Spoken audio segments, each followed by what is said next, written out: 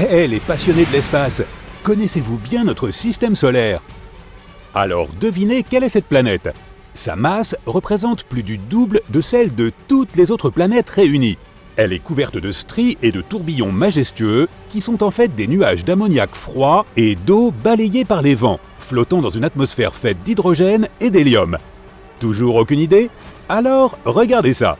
Il s'agit de la fameuse Grande Tache Rouge, une tempête géante plus grande que ne l'est notre planète qui fait rage depuis des centaines d'années. Eh oui, bien vu, ce monde nuageux, c'est Jupiter. Et la question principale est, cette planète est-elle notre ennemi ou notre allié? La sonde Juno de la NASA explore actuellement cette géante gazeuse et nous envoie des tonnes de données utiles. Jupiter est si grande que 11 terres pourraient tenir autour de son équateur. Si notre planète avait la taille d'un raisin, Jupiter serait un ballon de basket. Cette géante gazeuse est la 5e planète à partir du Soleil et orbite sur une distance de 779 millions de kilomètres. Et même si pour nous, terriens, notre chère planète bleue semble être la plus importante de toutes, nous vivons dans le système solaire de Jupiter. Après tout, celle-ci représente 75% de la masse de toutes les planètes du système. Sa masse est également 318 fois supérieure à celle de la Terre. Et tout ce que Jupiter désire, Jupiter l'obtient. Elle veut lancer des objets à travers le système solaire? Pas de problème. Après tout, l'immense gravité de cette géante gazeuse n'est pas due au hasard. Elle arrache des matériaux à la ceinture d'astéroïdes, empêchant ces pauvres roches spatiales de former des objets plus gros que Cérès, la seule planète naine située dans le système solaire interne. Jupiter a faim, elle engloutit des comètes, des astéroïdes, etc. Jupiter s'ennuie, elle lance tout ce qu'elle parvient à capturer sur des trajectoires lointaines. Cette géante gazeuse a dû causer bien des dégâts au cours de sa vie, qui dure depuis environ 4,5 milliards d'années. Mais voilà, certains scientifiques pensent que nous devons notre existence et celle de notre planète à la gravité protectrice de Jupiter. Cela peut paraître déroutant, mais en avalant goulûment les objets spatiaux dangereux, cette planète fait le vide dans le système solaire. D'autres astronomes ne sont pas d'accord avec cette théorie. Ils affirment que Jupiter est un astre voyou qui perturbe les comètes paisibles et sûres et les envoie dans les endroits les plus inattendus. Certains des objets les plus dangereux de notre système solaire sont les comètes à longue période.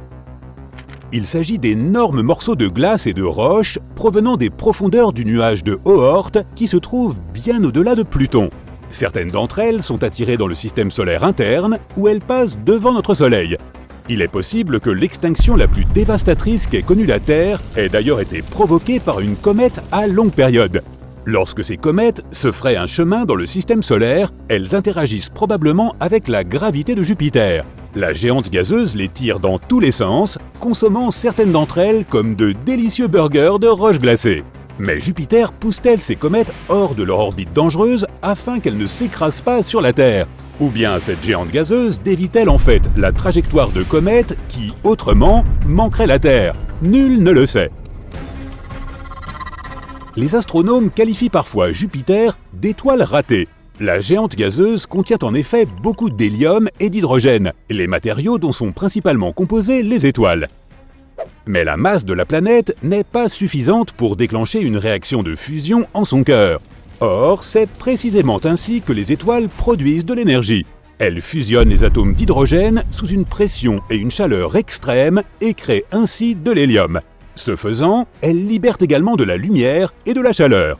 Jupiter ne pourrait déclencher une réaction nucléaire et devenir une étoile que si sa masse était 75 fois supérieure à sa masse actuelle.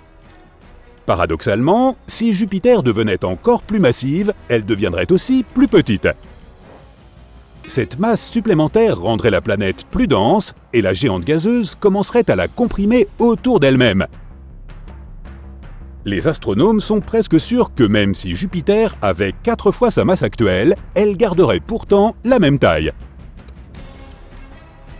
Jupiter possède entre 80 et 95 lunes. Mais l'une des plus célèbres aujourd'hui est Europe. Imagine un monde immobile et gelé, et il est ancien. Environ 4,5 milliards d'années. Europe est à peine réchauffée par les rayons du Soleil et recouverte d'une épaisse couche de glace.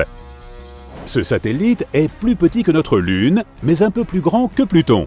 Voici à quoi ressemble Europe, le 6e satellite de Jupiter et l'une des plus grosses lunes du système solaire. Et ce qu'il y a de plus incroyable à propos de cet endroit lointain, il pourrait abriter la vie. Les astronomes considèrent Europe comme l'un des endroits les plus prometteurs du système solaire en vue de la recherche de nouvelles formes de vie. En effet, cette lune possède un immense océan d'eau salée, d'une profondeur de 65 à 160 km. Certes, il est caché sous une couche de glace dont l'épaisseur est, pour sa part, estimée entre 16 et 32 km. Mais la Lune demeure potentiellement habitable. Les astronomes affirment que des panaches d'eau jaillissent des fissures de cette couche de glace et propulsent le contenu de l'océan lunaire dans l'espace. Depuis longtemps, les scientifiques s'interrogent sur les aurores à rayons X de Jupiter. Quelle en est la cause? Il semblerait que ce mystère vieux de 40 ans ait été résolu.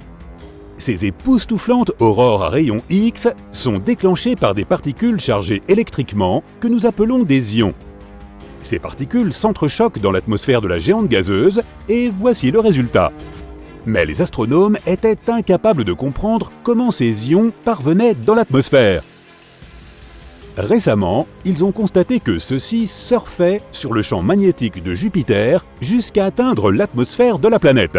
Les astronomes ont obtenu ces données grâce à la sonde Juno et au télescope XMM Newton de l'Agence spatiale européenne, lui-même situé en orbite terrestre.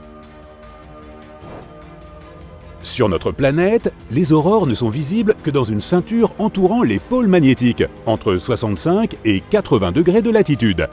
Au-delà de 80 degrés, les aurores disparaissent généralement. Mais les aurores à rayons X de Jupiter sont beaucoup plus irrégulières. Elles pulsent régulièrement en direction des pôles depuis la ceinture principale et sont parfois différentes aux pôles nord et sud. Les scientifiques ont découvert que ces pulsations étaient dues aux fluctuations du champ magnétique de Jupiter. En effet, lorsque la planète tourne, elle entraîne derrière elle son champ magnétique. Frappés par les particules du vent solaire, ils s'en trouvent comprimés. Les particules piégées dans le champ magnétique de Jupiter s'échauffent et se déplacent le long des lignes du champ magnétique, produisant ainsi de magnifiques aurores. Une autre caractéristique de Jupiter est sa grande tache rouge, une énorme tempête qui fait rage dans l'hémisphère sud de la géante gazeuse. Ces strates supérieures s'élèvent à plus de 8 km au-dessus des nuages environnants. La tempête est plus de 2 fois plus vaste que ne l'est notre planète. Sur les bords de la tempête, la vitesse du vent atteint entre 430 et 670 km/h. C'est plus rapide que les tornades terrestres. Les gaz chauds de l'atmosphère de la planète sont perpétuellement en mouvement. Ils montent, descendent et tourbillonnent. Comme sur notre planète, lorsque des gaz plus froids et plus chauds se mélangent et se fondent les uns dans les autres, ils forment de gigantesques tempêtes circulaires. Les astronomes pensent qu'à un moment donné, plusieurs immenses tempêtes ont pu se réunir, créant ainsi la grande tache rouge. Aujourd'hui, elle continue de faire rage en aspirant constamment des gaz froids par le bas et des gaz chauds par le haut. De plus, ce monstre de tempête absorbe d'autres tourbillons plus petits qui rendent la tâche encore plus puissante. Plusieurs théories tentent d'expliquer pourquoi la tempête a cette couleur caractéristique. Elle varie du blanchâtre au rose saumon, en passant par l'orange et le rouge brique. Certains scientifiques pensent que la réponse se trouve sous la grande tache rouge, plus près de la surface de la planète. Une couche incolore d'hydrosulfure d'ammonium pourrait réagir avec les rayons cosmiques ou le rayonnement UV provenant du Soleil. C'est ce qui donne à la tache sa jolie couleur rouge. Mais pour l'instant, il ne s'agit que d'une théorie. Les astronomes observent la grande tache rouge depuis les années 1830. Et la première fois que la tempête a été repérée, en 1665, on l'a décrite comme une tache permanente. En d'autres termes, la tempête dure au moins depuis 400 ans. Étrangement, sa taille a diminué depuis le début du XXIe siècle. En 2019, elle a commencé à s'éparpiller sur les bords, de petits morceaux s'en détachant pour disparaître au loin. Si ce processus se poursuit, la grande tache rouge pourrait prendre une forme circulaire d'ici 2040. ou bien elle disparaîtra tout simplement.